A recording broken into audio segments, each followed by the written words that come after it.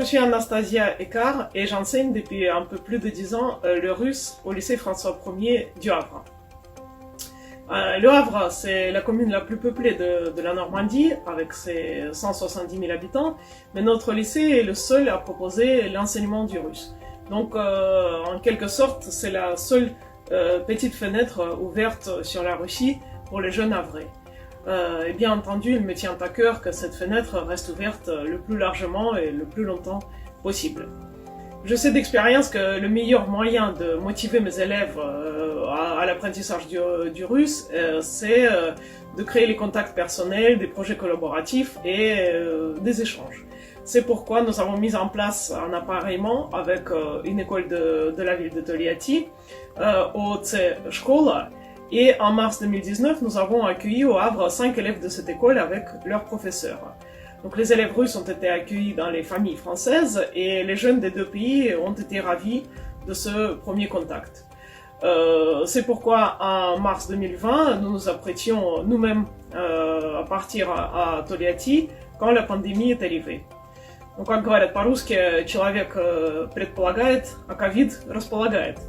Mais nous sommes sûrs que ce n'est que partie remise et nous sommes bien décidés de refaire l'échange dès que la situation sanitaire dans les deux pays se stabilise.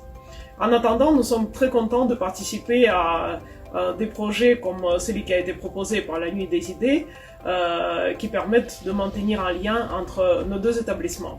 Et comme ce projet tombait sur la période des fêtes de fin d'année, nous avons décidé avec les élèves de travailler sur les fêtes en France, les fêtes en Russie. Partager nos expériences, découvrir nos différences et aussi nos similitudes. Et surtout, garder le contact. Bonjour à tous, nous sommes les élèves de la section bilingue à l'école OC à Tolyatti. J'apprends le français pour lire les romans français en version originale. Vive la littérature française! J'apprends le français pour rencontrer de nouvelles personnes et être intéressant à mon entourage. Vive la langue française! J'apprends le français pour pouvoir visiter Paris et la France entière. Vive le voyage en France! J'apprends le français pour apprendre quelque chose de la mode, des parfums et de la cuisine française. Vive la France et sa tradition! J'apprends le français pour réussir dans ma vie professionnelle. Vive la section bilingue dans notre école. J'apprends la langue française pour communiquer avec mes amis français et découvrir les pays francophones. Vive les relations entre la France et la Russie.